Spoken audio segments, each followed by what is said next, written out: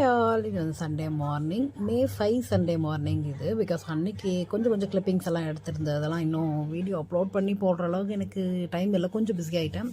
So அதனால தான் late 10 o'clock ஆகிடுச்சு. அன்றைக்கி வந்து நான் பாஸ்தா செஞ்சுட்டு சாப்பிட்டுட்டு அப்புறமா என்னோடய வேலைக்கு நான் போயிட்டு உட்காந்துட்டேன். ஹூப் ஆர்ட் தான் பண்ணிகிட்ருக்கேன். இது என்ன ஹூப் ஆர்ட் அப்படின்னா, விஜய்ன்றது என்னோடய ஹஸ்பண்ட் பேர் விஜயகுமார். ஸோ என்னோடய பேர் ராஜலக்ஷ்மி.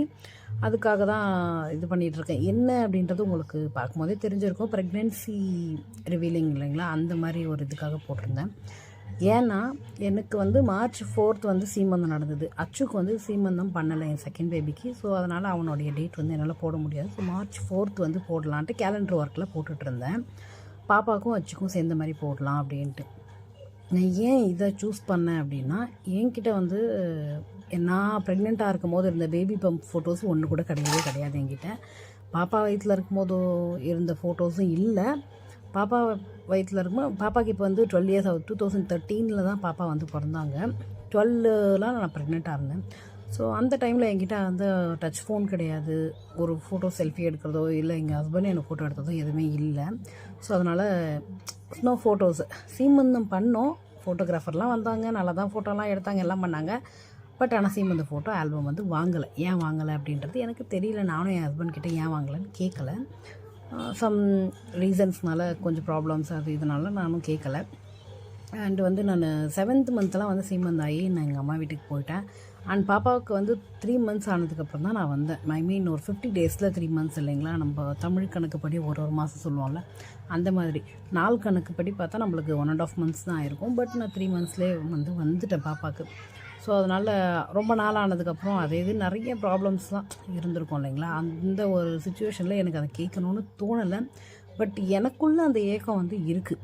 ஏன்னா யாரையாச்சும் பார்க்கும்போதோ இல்லை யார் வீட்டிலையாச்சும், இப்போ எங்கள் சிஸ்டர்ஸ்லாம் வந்து இருக்குது, எங்கள் சிஸ்டர்ஸ் கிட்டலாம் இருக்குது, ஏன் எங்கள் அம்மா கிட்டே இருக்கும், இப்போ எங்கள் அத்தைக்கிட்ட கூட இருக்குது, எங்கள் நாத்தனார் ஃபோட்டோ கூட இருக்குது.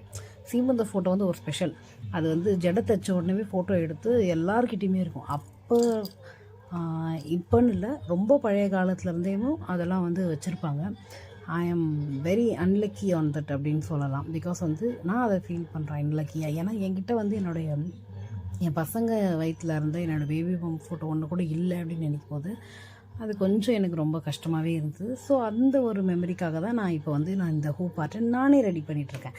அதனால் இது வந்து எனக்கு ரொம்ப ஸ்பெஷல். ஃபஸ்ட்டு வந்து நான் கேலண்டர் ஒர்க் தான் பண்ணேன். கேலண்டர் ஒர்க் பண்ணிவிட்டேன். பாப்பா அது மட்டும்தான் இருக்கும் அப்படின்றதுனால நான் என்ன நினச்சேன்னா, சரி ஃபோட்டோ போடலாம் அப்படின்னு பார்த்தேன். Same problem. First birthday photo வந்து ஆல்பம் வந்து என் பொண்ணுதும் இல்லை, என் பையனதும் இல்லை. ஸோ என்ன சொல்கிறதுனா, இந்த கல்யாண ஆல்பம் மட்டும்தாங்க இருக்குது, வேறு ஆல்பமே இல்லை என்கிட்ட. சீமந்த ஃபோட்டோ கிடையாது, பசங்களோட பர்த்டே ஃபோட்டோஸ் கிடையாது, எதுவுமே கிடையாது, எல்லாம் ஃபோனில் இருக்குது. என் பையனுக்கும் ஃபர்ஸ்ட் பர்த்டே பண்ணும்போது January 6 செம்ம மழை இங்கே பெங்களூரில். பென்டால்லாம் கீழே போட்டு டேபிள்லாம் அரேஞ்ச் பண்ணி எல்லாம் வச்சோம். மழை அடித்து தள்ளிடுச்சின்லாம். ஸோ அதனால் ஃபோட்டோஸே எடுக்கலை. நாங்களும் நிற்கும்னு பார்த்து 8 o'clock மேலே தான் நாங்கள் வந்து கேக்கே கட் பண்ணோம். வந்தவங்கெல்லாம் சாப்பிட்டு போகிறதுக்குள்ளே 10 to 11 அந்த மாதிரி ஆகிடுச்சு. ஸோ அதனால் வீட்டிலே கேக் கட் பண்ணிவிட்டு வீட்டிலே தான் உட்கார வச்சு நாங்கள் எல்லாருக்குமே சாப்பாடு போட்டோம். ஸோ அதனால் ரொம்பவே இதுவாகிடுச்சு. பாப்பாவுக்கு வந்து கீழே பண்ணோம். பட் ஃபோட்டோகிராஃபர்லாம் யாருமே வரல. ஃபோட்டோகிராஃபர் வச்சுலாம் எடுக்கலை. இதனால் வந்து பெரிய கதை.